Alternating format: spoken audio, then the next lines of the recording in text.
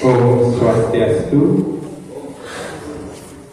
Ya, makasih atas waktunya dari Bapak dan Ibu Guru. Pertama yang terhormat Ibu Kepala Sekolah SDN Buletin dan rekan-rekan Ibu dan Bapak Guru SDN Buletin. Di sini saya akan mengimbaskan hasil dari pelatihan kami dari tanggal 21 sampai tanggal 26 sampai tanggal 31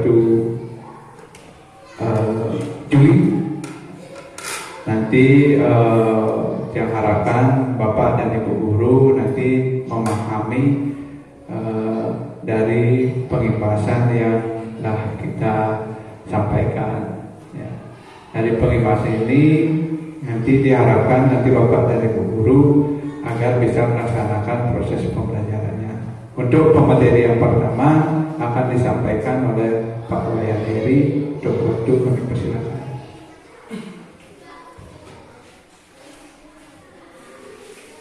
Om Swastiastu.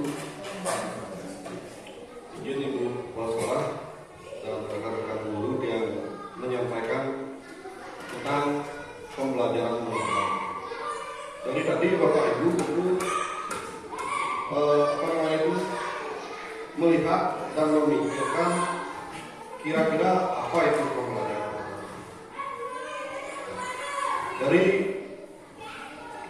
pembelajaran mendalam itu, apakah dari Bapak Ibu kira-kira sudah ada yang mengetahui kira-kira apa itu pembelajaran mendalam?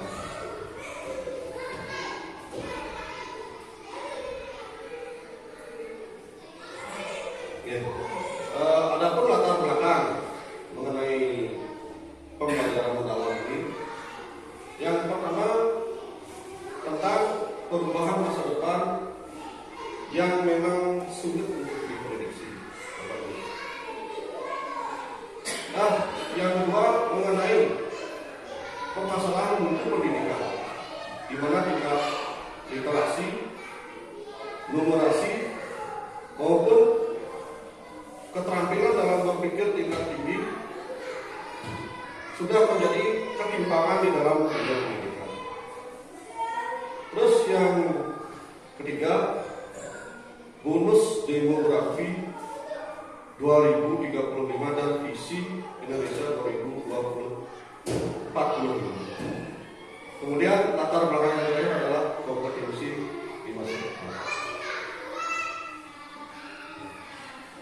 Dari keterampilan berpikir tingkat tinggi peserta didik Indonesia masih terbatas. Tentunya Bapak Ibu bisa menyimak di dalam slide yang ada di depan. Hasil PISA 2022 itu menunjukkan kurang dari 99% murid Indonesia hanya bisa menjawab di level 1 sampai 3. Di sana dari level 1 sampai 3 itu tergolong loss, Bapak Ibu. Belum port.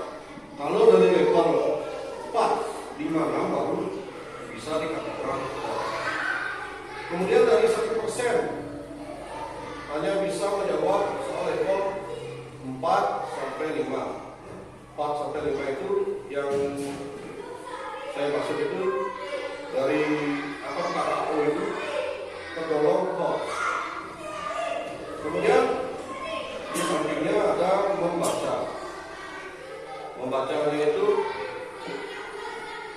74,5%. Itu yang hijau itu masih menunjukkan level 1. Berarti membaca di tingkat membaca di Indonesia masih yang menunjukkan level 1-nya masih 74,5%. Kemudian level 2-nya masih 19,3%. Kemudian level 3 atau 4 sampai 6 masih 5%, dan level 4-nya 0,4%, berarti masih sangat rendah. Kemudian di matematika dari level 1 berarti loss masih ya, level 1 masih loss. Baru Level 2-nya 14,1%. Level 3 3,8%. Level 4 6-nya 2,4%.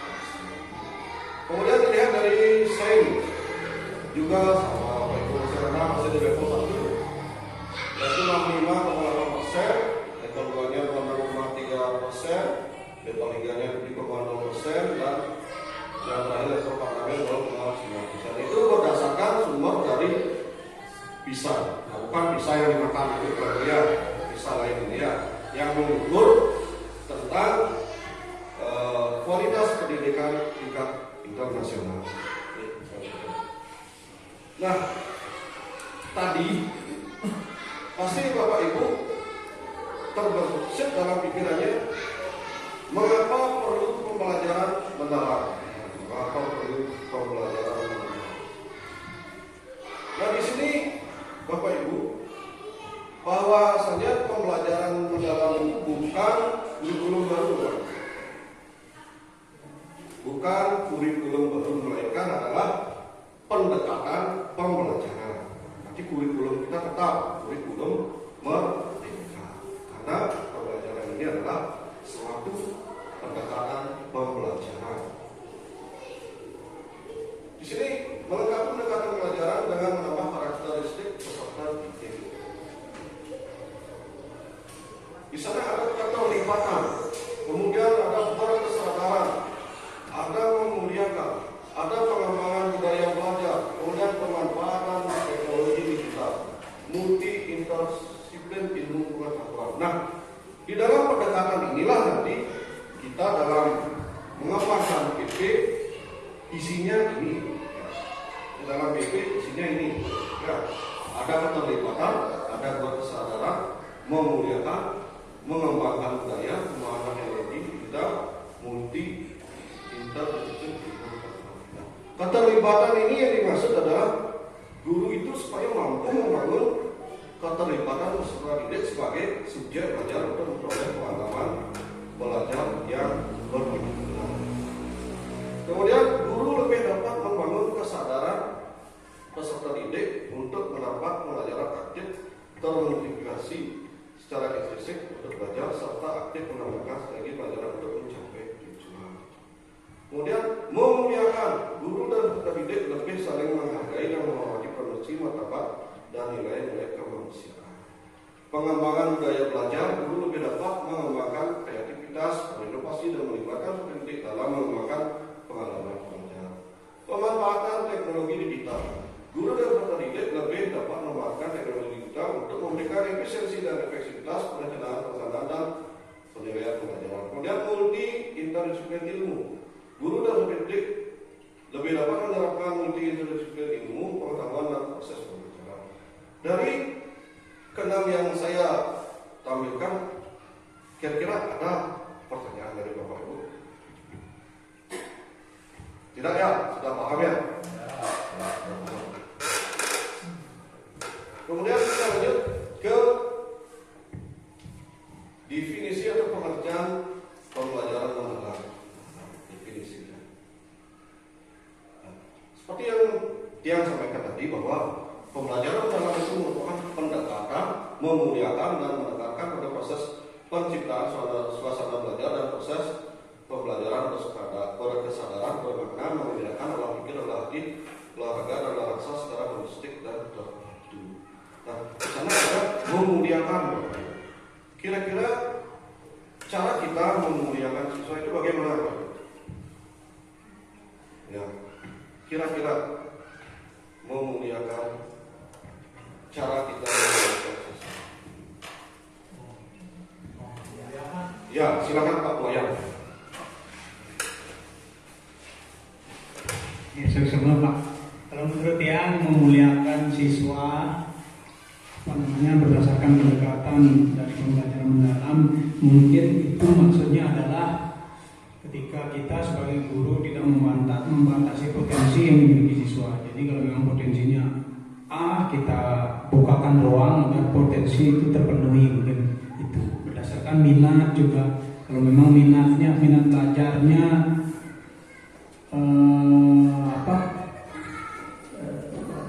kinestetik, itu misalnya dalam di kelas atau gaya belajarnya kinestetik, kita berikan ruang pada siswa agar gaya belajar itu terpenuhi. Mungkin itu bagian yang dimaksud dari bagian yang dimaksud memuliakan dalam definisi pendekatan pemikiran dalam. Terima kasih Pak. Baik, terima kasih Pak Wayan. Silakan berikan aplaus dulu. Benar sekali apa yang disampaikan oleh Pak Wayan, bahwa memuliakan itu guru bisa memberikan pilihan kepada siswa sesuai dengan minat dan keterampilan serta cara belajar dari siswa tersebut. Baik, itu yang dimaksud dengan memuliakan. Apakah ada dari rekan-rekan yang lain? Dah bisa lanjut ya? Ya. Kemudian kalau orang, nah di sini kunci penting dari pembelajaran mendalam Bapak Ibu. Nah, ini kunci penting. Di mana kita harus bisa melakukan perubahan Bapak Ibu. Ya. Yang pertama pada awalnya dari kita memiliki pola pikir tetap. Awalnya kan begitu. Kemudian di pembelajaran mendalam untuk menemukan jalan keluar dalam mengatasi masalah di dalam pembelajaran itu, kita harus berpikir menerapkan cara pola berpikir bertumbuh atau growing mindset. Terus penerapan pola pikir bertumbuh itu seperti apa? Ya. Kalau pola pikir tetap, misalnya anti kritik, itu pola pikir tetap apa ya? Anti kritik, anti saran, masih memiliki rasa takut terhadap perubahan, itu merupakan pola pikir apa? Tetap. Kemudian pola pikir bertumbuh atau growth mindset. Contohnya penerapannya itu seperti apa? Ya, silakan Pak Wayan. Menurut saya terbuka Pak. Jadi terbuka dengan apa? Samping itu juga bisa beradaptasi dengan segala peristiwa. Intinya tahan banting gitulah Pak. Kalau ada peristiwa atau masalah yang menerpa kita bisa menyesuaikan, kita bisa menyelesaikan masalah tersebut. Mungkin itu yang dimaksud berpikir bertumbuh.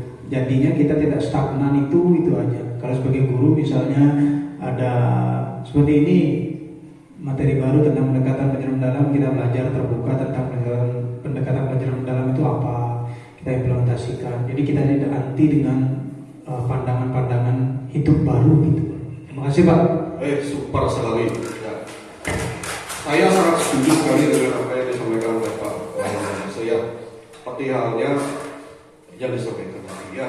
Nah, dari growth mindset atau pola pikir bertumbuh itu artinya menerima perubahan, Pak Ibu ya, menerima perubahan dan tidak anti kritik, Pak Ibu ya, seperti yang disampaikan oleh Pak Wayan tadi. Nah, dari pola pikir bertumbuh ini seperti halnya yang ditanyakan oleh slide di depan ini, kita tidak boleh menyerah, jangan putus asa, yakin ada jalan keluarnya, berarti yakin dengan diri sendiri.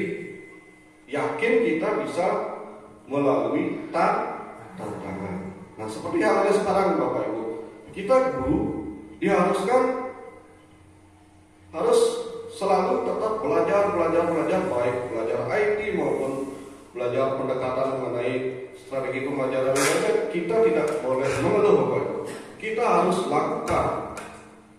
Kita harus terima dan terus belajar. Nah, ya. Silakan lanjutkan. Nah, di sini masih di dalam pola pikir bertumbuh. Nah, pola pikir adalah segalanya. Setuju Bapak Ibu? Pola pikir itu adalah segalanya? Setuju ya. Pola pikir itu adalah segalanya. Nah, kemudian dari pola pikir muncullah tindakan. Dari tindakan itu kita bisa mendapatkan hasil. Makanya pola pikir adalah segalanya. Kalau tidak ada pola pikir, kita tidak akan mampu bertindak Bapak Ibu. tidak mampu bertindak juga tidak akan mendapatkan hasil. Pola pikir akan mendikte tindakan yang dilakukan serta akan menentukan hasil yang diperoleh. Nah, misalnya yang tadi saya sampaikan, kalau pola pikir tetap masih tetap, apakah kita bisa melakukan tindakan? Bisa atau tidak?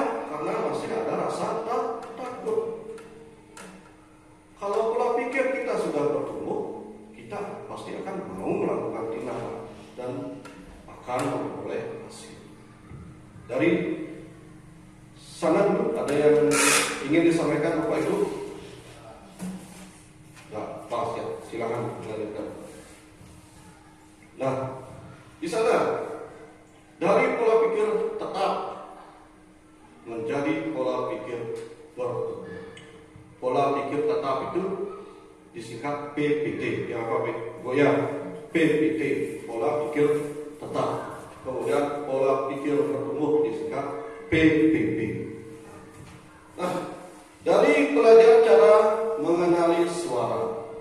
Nah, dari pola pikir tetap dulu, suara yang menimbulkan kekhawatiran dalam menghadapi dan dari kesulitan. Nah, berarti kalau kita masih memiliki pola pikir tetap, suara itu dapat menimbulkan kekhawatiran seperti yang saya sampaikan tadi, menimbulkan ketakutan Bapak Ibu, sehingga Bapak Ibu ragu, sehingga tidak mau bertindak. Kemudian sadari bahwa kita punya pilihan, kita harus berubah, maka kita harus berubah pola pikir kita yang dari pola pikir tetap menjadi pola pikir bertumbuh atau bermindset Bapak Ibu. Nah, di sini kan beda. Dari pola pikir tetap dan pola pikir bertumbuh beda tentang menghadapi suara. Kalau pola pikir bertumbuh atau growth mindset, suara yang menimbulkan optimisme dan dalam menghadapi tantangan dan kesulitan.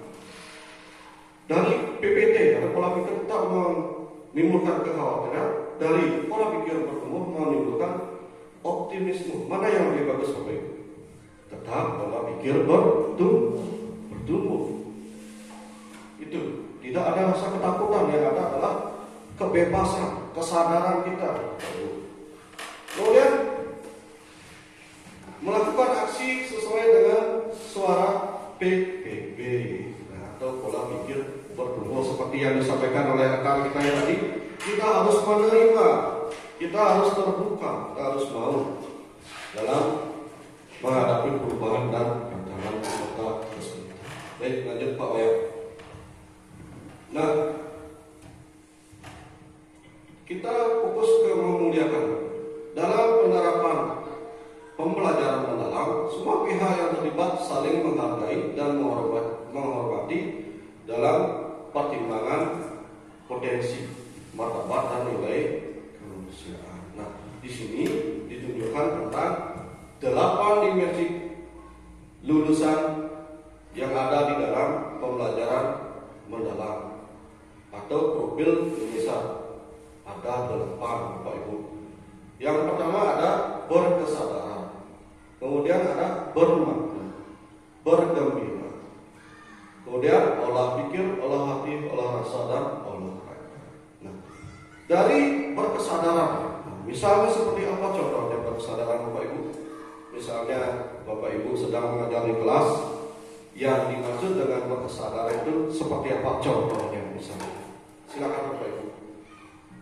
Silakan. Silakan. Yang dimaksud dengan berkesadaran.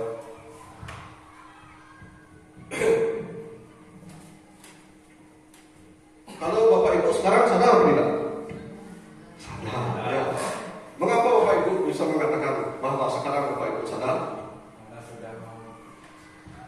Iya, karena sudah mau berada di sini. Artinya sadar Bapak Ibu ngapain Bapak Ibu di sini, ya sadar. Ya. Kemudian kalau contoh penerapan kesadaran di kelas seperti apa misalnya? Caranya bagaimana? Misalnya melakukan breaking, ya kesadaran. Kalau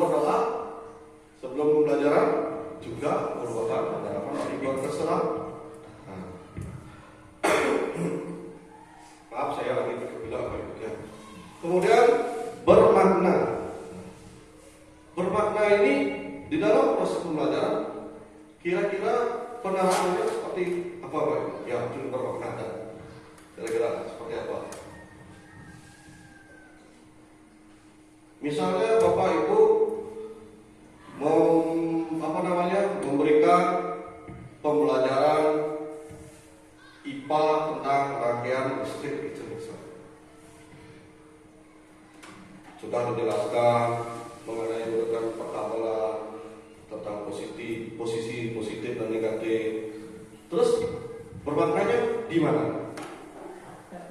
Dia praktek nyata di kehidupan sehari-hari. Murid mampu menerapkan apa yang didapatkan di sekolah, diterapkan di rumah. Itu yang disebut dengan bermakna.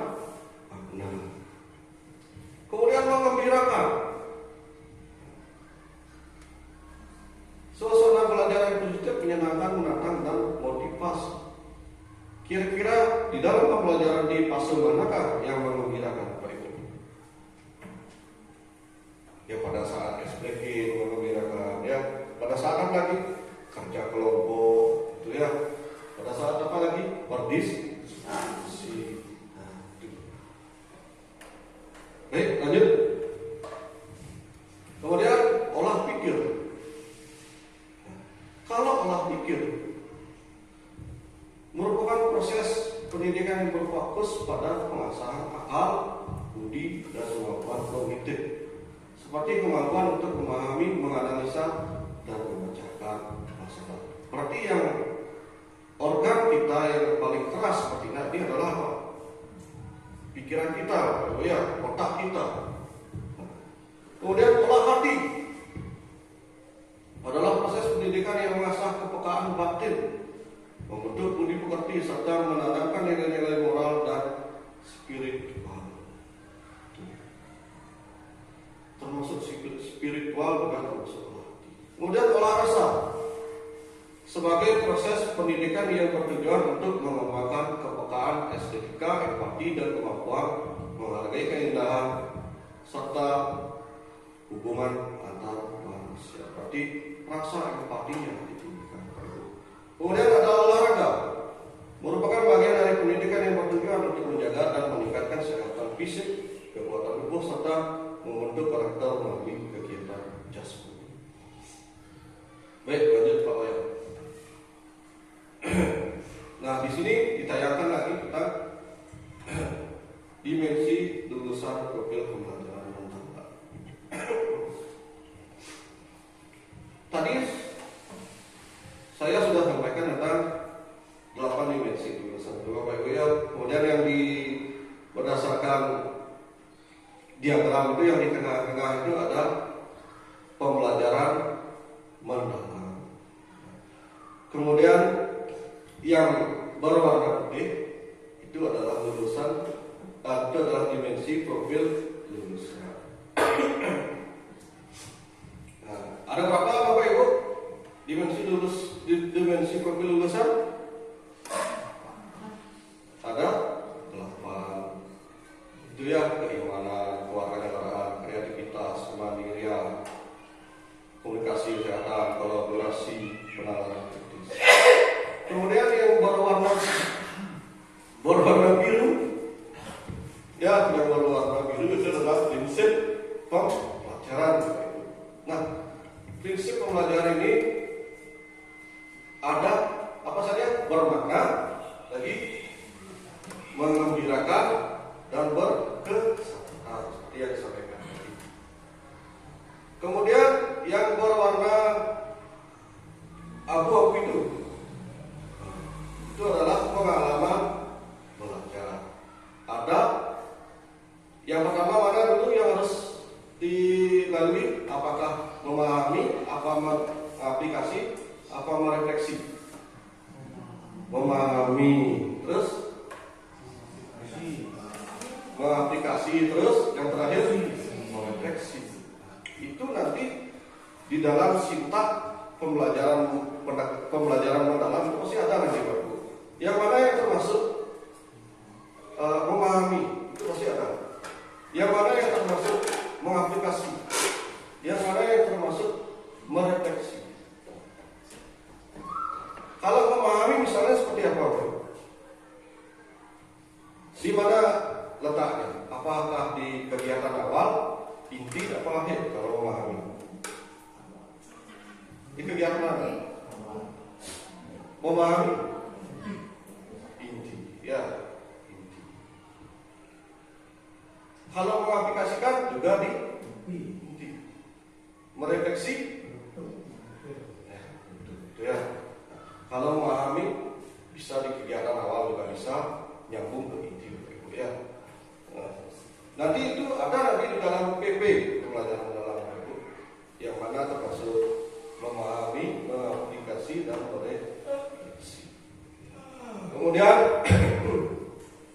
yang paling luar, kerangka yang paling luar itu kerangka pembelajaran. Terus pertama ada praktik pedagogik. Dari praktik pedagogik itu strategi dan metode apa yang dipakai? Ya, strategi apa yang Bapak Ibu pakai? Apakah pembelajaran berbasis proyek? Apakah conceptual learning? Nah itu di ranah praktik pedagogiknya. Kemudian di lingkungan pembelajaran, Bapak Ibu.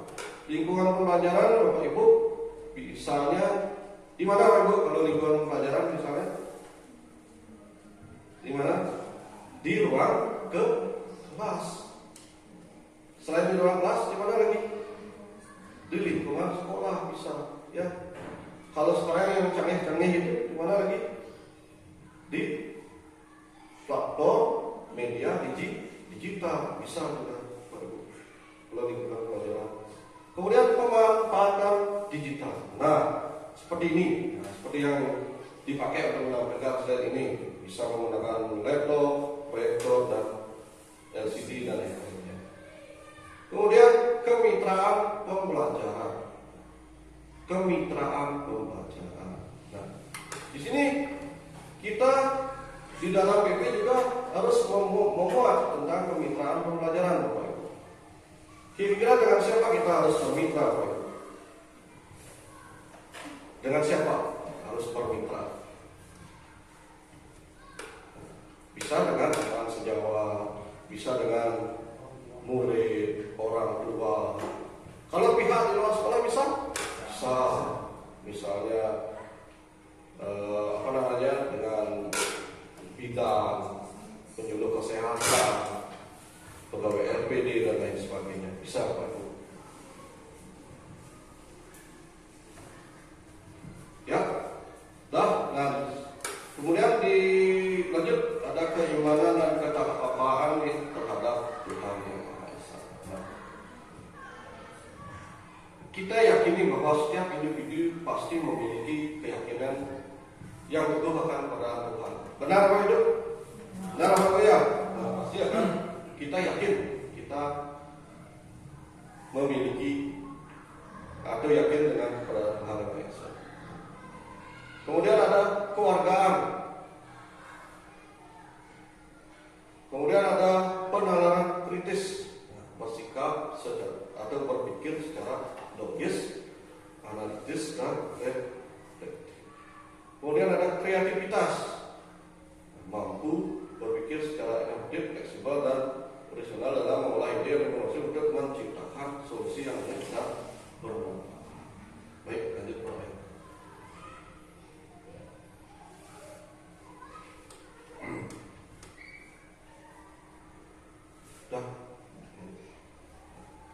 Nah, di sini penerapan prinsip pembelajaran mendalam. Nah, sekarang penerapan prinsip pembelajaran mendalam. Ada apa saja itu Bapak Ibu? Bersabar, bermakna, dan mengembirakan. Berkesadaran artinya dalam penerapannya kita harus membuat peserta didik nyaman dalam belajar. Kemudian fokus, konsentrasi, dan perhatian, kesadaran terhadap proses berpikir, keterbukaan terhadap perspektif baru, pengetahuan terhadap pengetahuan dan pengalaman. Kemudian ada bermakna, kontekstual, dan atau relevan. relevan dengan kehidupan nyata, keterkaitan dengan pengalaman sebelumnya, kebermanfaatan pengalaman belajar untuk diterapkan dalam konteks baru, keterkaitan dalam bidang ilmu lain, pembelajaran sepanjang hayat. Kemudian mengembirakan, lingkungan pembelajaran yang interaktif, aktivitas pembelajaran yang menarik, menginspirasi, tantangan yang motivasi, tercapainya keberhasilan belajar. Ya. Hai. Halo. Ya, itu merupakan salah satu contoh berkesan. Pak Ibu bisa melakukan ice breaking misalnya. Ya. Baik, Pak Wayan silakan lanjutkan. Kemudian pengalaman pembelajaran. Pengalaman pelajaran dilakukan secara bertahap untuk mencapai level pembelajaran. Kemudian pengetahuan esensial, pengetahuan aktif, pengetahuan nilai dan karakter. Kemudian ada mendalam pengetahuan dan regulasi diri. Di memahami kita masuk ke dalam pengetahuan esensial itu masuk dalam memahami. Kemudian mengaplikasi pendalaman pengetahuan. Kemudian ada regulasi. Merefleksi dan regulasi diri. Regulasi diri artinya adalah kita mampu mengendalikan diri kita, di mana kita, apa yang harus kita lakukan sesuai dengan waktu dan tempatnya. Ya, itu penyampaian dari saya. Mohon maaf Bapak Ibu, saya tidak bermaksud menggurui, cuma hanya penyampaian tentang pembelajaran mendalam. Sekian dari Tiang, berikutnya akan dijelaskan oleh rekan Tiang Pak Wayan Sumarto. Baik, terima kasih Pak Wayan. Sebelumnya, selamat siang. Kurang semangat ini Bapak-Bapak ya. Ya, mungkin atmone bisa percuma ada setengah dini teling depan kan. Ya, selamat siang. Ya, saya akan melanjutkan mengenai pemaparan materi dari Pak Wayan Heri. Ya, santai saja sama ya, yang tidak bermaksud untuk sebagai menggurui seperti Pak Wayan Heri, hanya menyampaikan dari hasil pelatihan dia. Di sini kita masih mengenai di memahami, mengaplikasi, dan merefleksi. Ada berapa? Pernah? Ada berapa? Memahami, mengaplikasikan, dan merefleksi. Udah? Ya. Kalau memahami, coba Bapak dan Ibu bayangkan di RPP. Ya, kita belajar di RPP sekarang. Ya. Kalau RPP yang dulu itu kan ada pendahuluan, kegiatan inti, penutup. Ya. Nah, kalau di pembelajaran mendalam itu memahami ini berada di awal. Ya, itu tahap awal, di mana peserta itu dapat memahami secara konsep materi dari berbagai sumber dan konsep. Mungkin caranya seperti itu Bapak Ibu berpikir. Mungkin caranya peserta itu paham atau murid itu paham di awal. Ya, sama kayak dulu itu kan berisi pertanyaan apa Bapak Ibu sebelum ngajar? Pertanyaan pemantik. Iya, pertanyaan pemantik. Ya, coba Bapak dan Ibu guru sekarang siapa yang mau berpikir saat proses pembelajaran? Ya, terus mau buat pertanyaan pemantiknya. Ya, siapa yang bisa memberikan contoh buat pertanyaan pemantik? Pak Ibu kan ngajar ini, apakah Ibu langsung ngajar? Jadi buka buku. Kerjakan halaman 50. Ya. Seperti itu? Ya, itu benar atau salah? Ya, bukan salah, tapi keliru. Ya, kalau Bapak Ibu datang ke kelas jangan lupa. Anak-anak silakan kerjakan halaman 50. Kalian ke kantor atau kalian kemana? Ngopi. Ya, apakah peserta didik kalau seperti itu bingung atau tidak? Ya, bingung. Pasti kalian, pasti Bapak dan Ibu guru mencari contoh. Dalam pembelajaran PPKN. Terus Bapak dan Ibu mengajar tentang norma. Pernah? Ya. Gimana Bapak dan Ibu membuat pertanyaan tematik tentang pembelajaran norma? Ayo.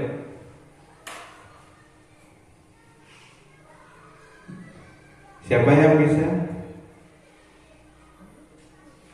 Ya. Serius ini Bapak dan Ibu. Serius. Antara berpikir atau gimana? Ayo. Tentang norma misalnya, tematiknya. Misalnya, saya ambil contoh. Selamat pagi anak-anak. Pagi, kan seperti itu. Nah, anak-anak tadi ada yang melanggar. Pasti anak-anak menjawabnya ada yang tidak, ada yang ada.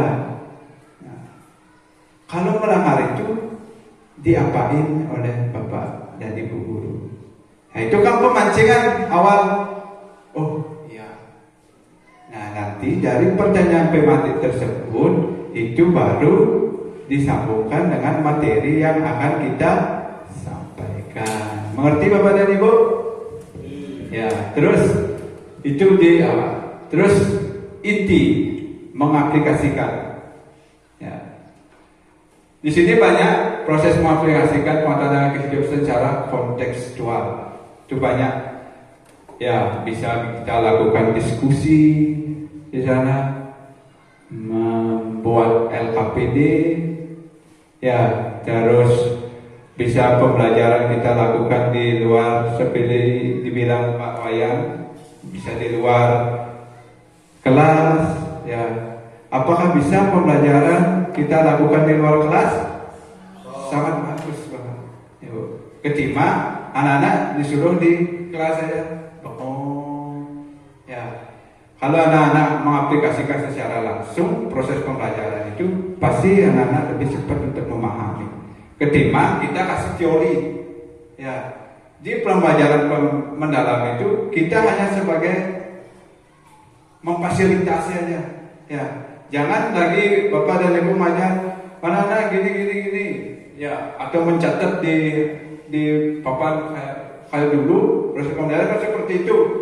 Ayo di papan materialnya saya. Sekarang tidak. Ya, sekarang perusahaan didik yang mencari. Kita cuma memfasilitasi, merefleksi di akhir. Nah, tahap ini merefleksi melibatkan regulasi diri seperti dibilang dari sebagai kemampuan individual untuk mengolah proses pembelajaran. Ya, di sini. Nah, di akhir biasanya ada apa Bapak Ibu? Kalau proses pembelajaran, apakah Bapak dan Ibu langsung menutup? Karena waktu Bapak tutup. Apakah langsung seperti itu? Ya. Kalau di pembelajaran mendalam, ya proses pembelajaran penutup itu pasti Bapak dan Ibu memberi sebuah apa? Soal evaluasi. Itu ingat ya Bapak ya. Ya, setiap proses pembelajaran nanti dari soal tersebut kita mengetahui cara kita mengajar sudah bagus atau tidak dilihat dari hasil evaluasi. Lanjut Pak ya. Ini para belajar memahami. Ya, ini yang memahami. Itu di sana ada pengetahuan sosial, karakteristiknya dan contohnya. Ya. Ya, di karakteristik menghubungkan pengetahuan baru dengan pengetahuan sebelumnya. Ya, itu. Kemarin anak-anak belajar apa? Belajar IPAS, Pak. Ya, kita hubungkan materi yang akan kita ajarkan sekarang sama yang kemarin. Ya, terus menstimulus seperti pertanyaan pematik, Bapak Ibu pasti sudah mengetahui. Menghubungkan dengan konsep yang nyata.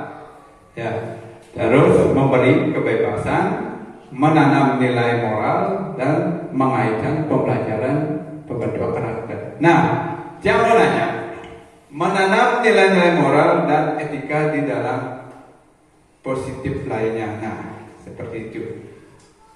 Kalau menanam nilai moral, gimana caranya di awal pembelajaran? Menurut Bapak? Menanam nilai moral dan etika dalam nilai positif lainnya. Gimana prosesnya itu? Kalau menanam nilai moral,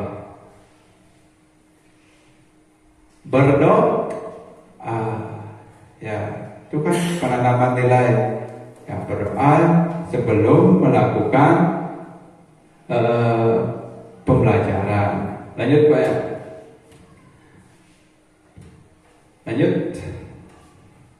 Ya, mengaplikasikan. Ya, itu ada menghubungkan konsep baru, menerapkan, mengembangkan dan berpikir kritis. Ya, di sini di proses pembelajaran kita bisa suruh anak-anak buat peta pikiran, diskusi kelompok, menyelesaikan LKPD dan proses pembelajaran yang lainnya. Lanjut. Merefleksi di akhir karakteristiknya itu memotivasi. Ya, nanti yang harapkan Bapak dan Ibu harus memberi motivasi dalam setiap proses pembelajaran. Ya, jangan selalu cuek terhadap peserta didik. Ya, merefleksi, menerapkan strategi dan mereduce emosi pembelajaran. Ya, lanjut Pak. Dalam taksonomi, ya, dulu itu taksonomi Solo. Terus taksonomi dulu tahun 2001, masih ingat? Ada yang menciptakan, mengevaluasi yang seperti itu, taksonomi. Ya, kalau di pembelajaran mendalam cuma 3 ini: merefleksi, mengaplikasikan, dan memahami. Ya. Diskusinya memperluas dan menerapkan ide, menghubungkan ide-ide, ya, memiliki banyak ide, mengingatkan kembali, dan belum memahami. Lanjut. Contoh pengalaman PM dalam ranah kognitif. Ya. Nah, contoh pembelajaran di sini itu peserta didik mengaitkan, misalnya fotosintesis, ya, dalam konteks yang lebih luas.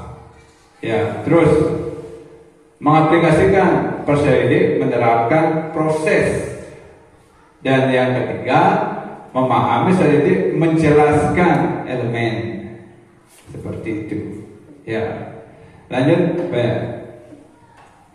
Nah, niki afektif dan psikomotor. Ya. Itu ada sikap, itu maksudnya guru hanya sebagai memfasilitasi diskusi. Ya. Tidak lagi guru memberi materi terlalu banyak. Ya, kita cuma sebagai memfasilitasi dan peserta didik itu mempraktekkan, ya, apa yang kita kembangkan. Ya, lanjut. Nah, ini sebenarnya kerangka pembelajaran sudah dijelaskan tadi oleh Pak Yahya, itu tentang pedagogis, lingkungan, kemitraan, memanfaatkan digital. Ya.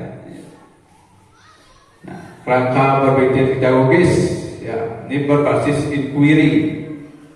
Ya, itu Bapak dan Ibu bisa dalam proses pembuatan RPP-nya itu bisa berbasis inquiry, model-model pembelajaran, ya, bisa proyek, bisa masalah, ya, dalam prosesnya isikan Bapak dan Ibu diskusi, kita konsep dan kerja kelompok. Ya, lanjut. Nah, kemitraan seperti dicontohkan oleh Bapak ya, dalam proses pembelajaran di sekolah, ya alangkah baiknya kalau kita bisa bekerja sama dengan kemitraan. Nah, kutip kemitraan ini adalah ada di lingkungan sekolah, luar sekolah, dan masyarakat. Ya, bisa berkolaborasi dengan orang tua, bisa, ya komunitas bisa, ya itu lebih baik. Ya, terus di luar lingkungan sekolah, dunia usaha, ya contoh pembelajaran yang bisa berkaitan dengan dunia usaha, kan menghitung uang, bisa berkolaborasi dengan dunia usaha agar peserta didik praktek langsung dalam proses pembelajaran. Lanjut. Ya, lingkungan pembelajaran yang mendukung, yang pertama pasti budaya. Ya, budaya kenapa? Ya, dalam budaya pasti dikembangkan iklim belajar. Apakah peserta didik sudah nyaman, aman berada di lingkungan sekolah?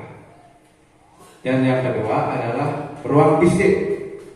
Ya, itu interaksi langsung dalam menciptakan suasana belajar yang kondusif.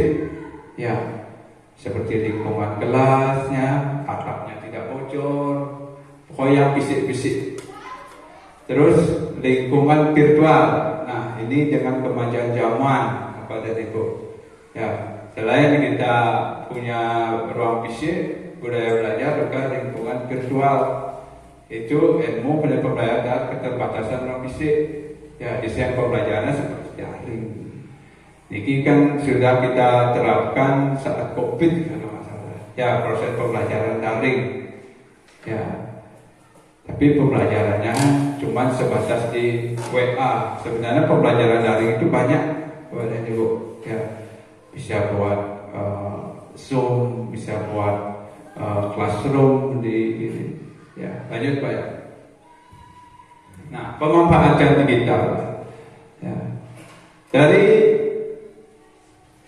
yang kita hadapi dengan kemajuan zaman ini, pemanfaatan digital memang sangat perlu Bapak dan Ibu, karena dalam proses teknologi dapat dimanfaatkan pada pembelajaran, asesmen, praktek mendapatkan belajar yang lebih interaktif, fleksibel dan kolaboratif.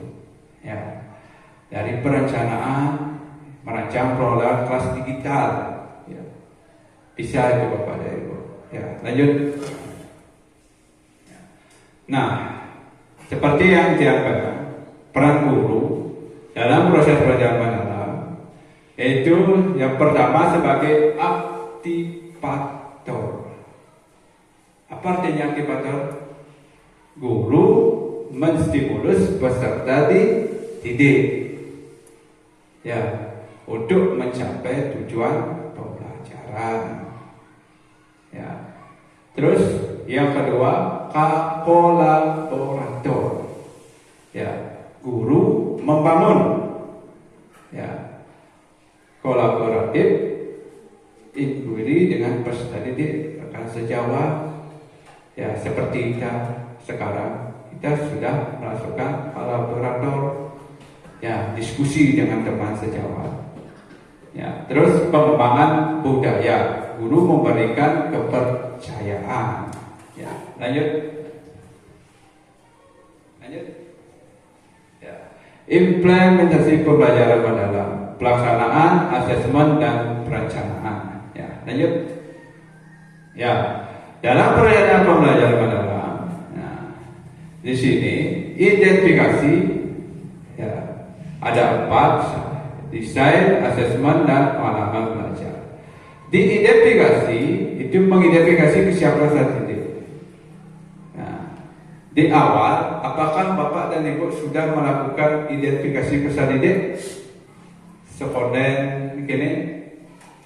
Sekonden ngajin, awal sekolah. Bagaimana cara Bapak dan Ibu mengidentifikasi kesiapan peserta didik? Dengan memberikan apa? Iya, betul. Asesmen, ya, Itu akan memahami karakteristik peserta didik. Sudah melakukan Bapak Ibu? Iya, bagus, itu sudah. Terus desain pembelajaran. Desain pembelajaran itu menentukan capaian pembelajaran, menentukan topik pembelajaran yang konseptual, mengintegrasi lintas disiplin ilmu, menentukan tujuan pembelajaran, dan menentukan kerangka pembelajaran. Terus yang ketiga, pembelajaran. Malam belajar, merancang pembelajaran dengan prinsip berkesetaraan, bermakna dan mengembirakan. Itu disingkat BBM. Ya, biar gampang, berkesetaraan, bermakna, mengembirakan. Ya, terus asesmen. Ya, seperti dibilang Pak Wayan Dwi, asesmen awal, asesmen proses, dan asesmen akhir. Lanjut. Ya. Orientasi, merumuskan masalah. Contoh pelaksanaan pembelajaran. Ya. Yang pertama pasti melakukan orientasi. Ya. Itu guru memberikan stimulus. Setelah guru memberikan stimulus, baru merumuskan masalah. Ya, mana peserta didik dikasih sebuah masalah. Ya, contohnya ya, tadi itu pertanyaan tematik. Ya. Terus mengaplikasikan pengumpulan. Ya, bagaimana proses pembelajarannya saat peserta didik melakukan eksperimen, observasi atau mencari pola. Terus pengelolaan data dan analisis, yaitu peserta didik mengorganisasikan. Di sini termasuk dalam mengaplikasikan. Lanjut. Nah, terus merefleksi. Ya, refleksi merefleksi terhadap proses pembelajaran. Itu kan Bapak dan Ibu sudah paham. Ya, apakah aplikasi dan tindak lanjutannya peserta didik menerapkan hasil pembelajaran dalam kehidupan nyata. Lanjut. Ya, seperti ini Bapak dan Ibu contoh RPP yang seharusnya Bapak dan Ibu buat. Yang pertama, identifikasi peserta didik. Ya, di sana peserta didik memiliki pengetahuan dasar bervariasi. Ya, setelah baru Bapak dan Ibu mengidentifikasi materi pelajaran. Ya, materi mana yang akan disampaikan. Atau kalau di sini kan yang mencari ekosistem. Ya, untuk mencakup pengetahuan faktual, konseptual. Dimensi profil kelulusan. Kalau di apa namanya, di profil Pancasilanya, ya, yang tahun dulu dimensi kelulusannya, ya, nah profil pelajar Pancasila. Kalau dulu profil pelajar Pancasila, kalau sekarang dimensi profil kelulusan. Ya. Artinya sama, ya, tapi kata-katanya yang berbeda. Di profil pendidikan Pancasila kan ada juga ketuhanan yang Maha Esa. Di sini juga di pembelajaran mendalam juga ada. Ya. Misalnya di dalam materi yang Bapak Ibu sampaikan, dimensi mana yang Bapak Ibu ingin tunjukkan. Misalnya tidak harus semuanya ini Bapak dan Ibu. Ya, ini bisa dipilih. Ya, kalau saya kreativitas, kolaborasi, komunikasi, penalaran kritis. Ya, bisa semuanya, bisa asal bisa menyambungkan materinya. Capaian pembelajaran. Ya, capaian pembelajaran Ibu bisa cari. Ya, sudah ada di buku capaian pembelajaran yang disampaikan. Terus topik pembelajaran. Ya, lanjut Pak. Ya, tujuan. Nah, di sini saya menekankan di tujuan selama proses pelatihan. Ya, Bapak dan Ibu jangan membuat tidak seharusnya membuat tujuan pembelajaran peserta didik dapat mengetahui apa. Sekarang lebih fleksibel, ya. Tujuan apa ya? Memahami pentingan keanekaragaman hayati dalam ekosistem. Tidak lagi kondisi peserta didik dapat memahami pentingnya keanekaragaman hayati dalam ekosistem. Ya, kalau di BM itu lebih simpel. Ya, langsung aja mendeskripsikan apa yang ingin disampaikan. Ya, terus melaksanakan apa. Kalau ada proyek, bilang aja melaksanakan proyek berbasis apa, ada berbasis lingkungan atau berbasis sosial, seperti itu. Terus, nah di sini ya kalau yang dulu kan tidak ada praktek pedagogis, sekarang berisi praktek pedagogisnya apa? Nah, mitra, ya mitra pembelajaran, berkolaborasi dengan apa? Ya di sini kan pengelolaan bak Sungai Ciliwung, masyarakat sekitar Sungai Ciliwung. Lingkungan pembelajaran, ya ruang fisik, ruang virtual. Ini tidak semuanya. Kalau Bapak dan Ibu menggunakan hanya ruang fisik aja. Ruang fisik di lingkungan sekitar Sungai Ciliwung. Kalau isi ruang virtual bisa platform daring. Kalau tidak isi nggak apa-apa. Ya budaya belajar pasti berisi. Ya terus pemanfaatan digital itu juga harus isi. Ya, beda tampilan RPP-nya. Ya, kita sebagai guru memang harus mau berubah ya, dari proses guru. Kalau dulu kan ada RPP 1 lembar, terus sekarang ada RPP project. Ya, sekarang lagi kita harus belajar membuat RPP pembelajaran mendalam. Lanjut.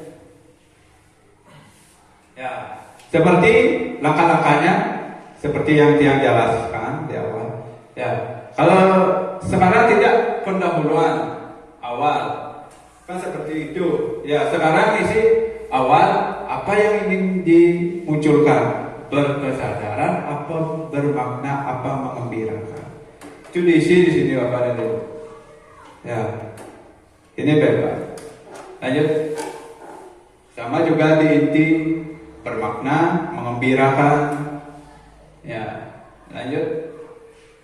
Nah, di penutup bisa berkesadaran, misalkan guru bisa didik menyimpulkan pembelajaran, guru mengajar didik merancang pembelajaran, ya guru memuliakan bisa didik dengan menghargai pencapaian proyeknya.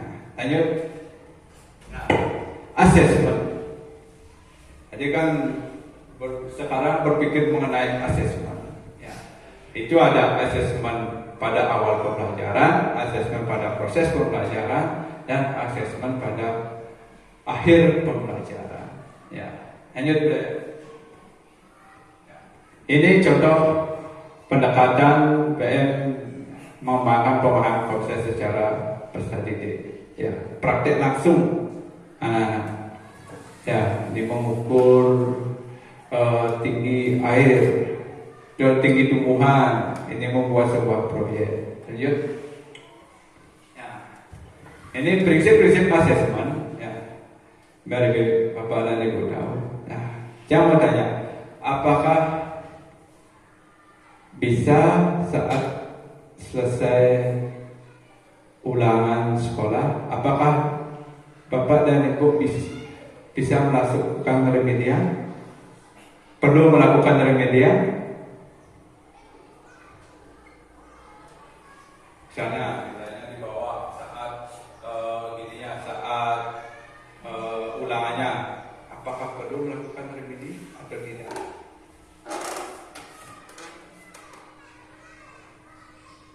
Apakah Bapak dan Ibu pernah melakukan remedial?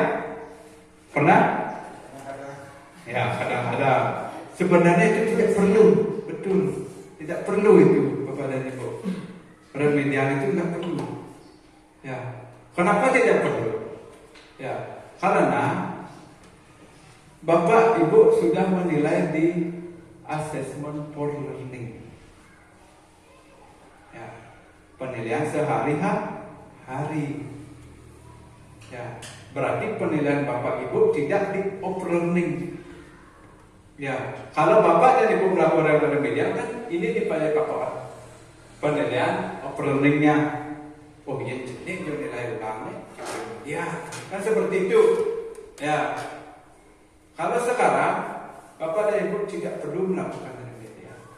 Ya, Bapak dan Ibu karena sudah mempunyai nilai for learning dan nilai learning. Ya, itu dijadikan satu.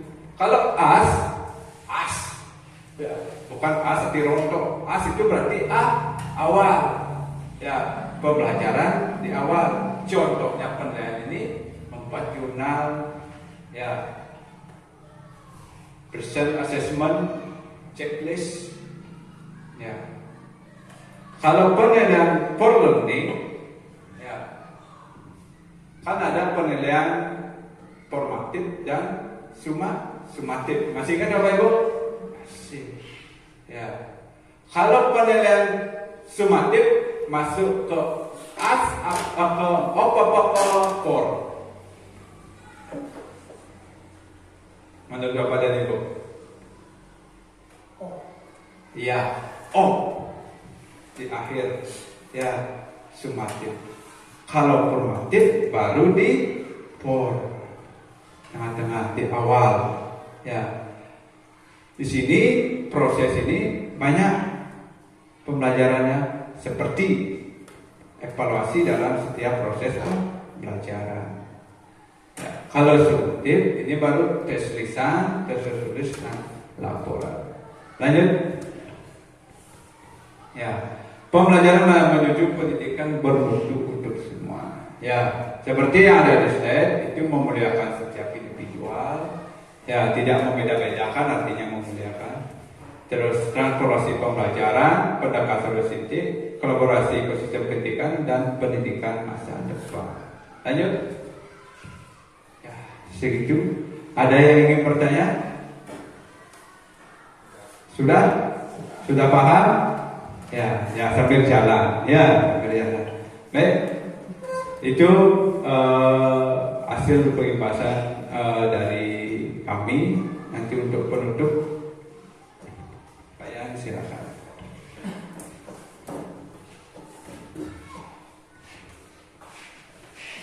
Oke, terima kasih Pak Koyan Sumargo.